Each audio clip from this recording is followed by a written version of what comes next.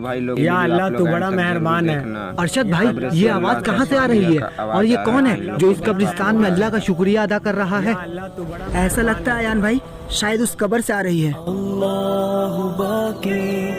लेकिन ये कब्र तो आफ्ताब शराबी की है, तो इसके कब्र से ऐसी आवाज क्यों आ रही है?